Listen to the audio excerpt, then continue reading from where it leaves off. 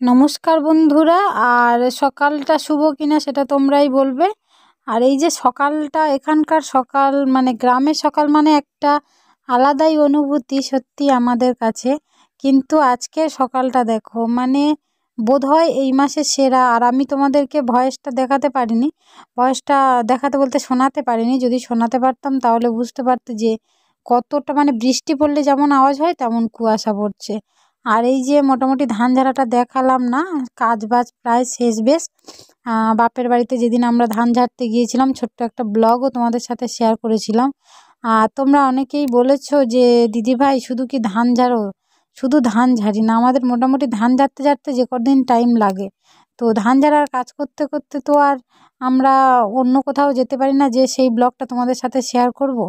তাই এই যে কাজটা করি সেটাই। আর আমরা কাজ করছি আর তোমরা দেখছো, দেখেই বোর হয়ে যাচ্ছ, তাহলে আমরা যে কাজটা করছি। আর মা এই যে ভাত নিয়ে চলে এসছে, শুক্তো আর মাংসর তরকারি। মানে মাংসটা সেই হয়েছিল, জানি না খিদের সময় ডাল ভাতও ভালো লাগে।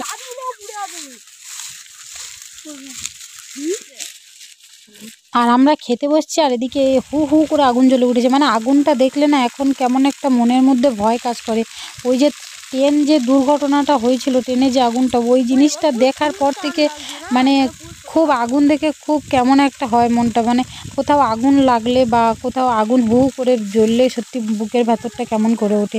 এই যে আগুন জ্বলছে দেখে আমরা ছুটতে দৌড়ে গেলাম এই জায়গাটাতে, গিয়ে দেখি আসলে এটা একটা লোকের এই জায়গাটা, মানে এই জায়গাটা পড়ে থাকে আর কি, অনেক বন জঙ্গল ঘাস পালা এগুলো ভর্তি হয়ে গেছে। আর এই আগুনটা যখন জ্বলছিল না, প্রচুর পাখি, এই দেখো পাখি চারিদিকে উঠছে। মানে ওদের অনেক বাসা টাসা হয়তো এখানে ছিল, যার জন্য ওরাও মানে বাসা হারা হয়ে গেল।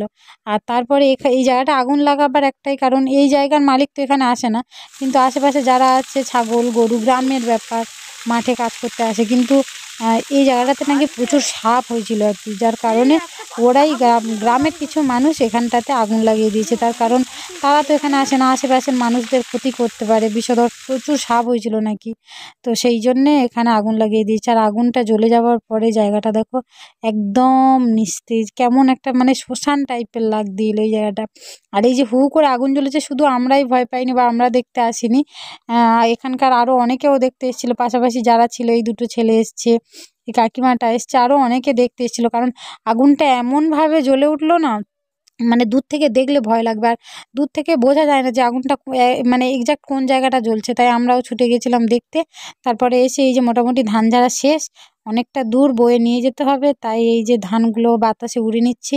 একদিকে ধান ঝাড়া শেষ হলো, একদিকে আবার ধান চাষ হচ্ছে, মানে খড়র চাষ বলে যেটাকে। আর এই যে আমরা সব সাজ সরঞ্জাম নিয়ে মোটামুটি ঘরের দিকে আসছি। আর তোমরা আমাকে বলেছিলে দিদিভাই তোমার ছেলেকে দেখাও, আসলে ছেলে প্রচুর লাজুক, ওই যে সামনে যাচ্ছে বাঁশ নিয়ে। তো তা তোমাদের একদিন পরে আমি দেখাবো। আর গ্রামের দিকে কিন্তু চাষবাসের শেষ নেই। এই যে এটা খেসারি কড়াই বলা হয়, মুগ কড়াই, খেসারি কড়াই, সূর্যমুখী চাষ, খড়র চাষ। মানে গ্রামে থাকলে কাজের আর কোনো শেষই নেই, মানে কাজ করতেই থাকো করতেই থাকো, কাজের কোনো শেষ নেই। আর এই যে যাবার পথে দেখি একটা কুল গাছ হয়েছে ছোট মতো, তাতে একটাই কুল আছে, এই কুলটা, এই কুল ছাড়া আর কুল নেই। এটা বোধহয় নতুন হয়েছে, তো সেই কুলটা পেরে এই যে খাচ্ছি।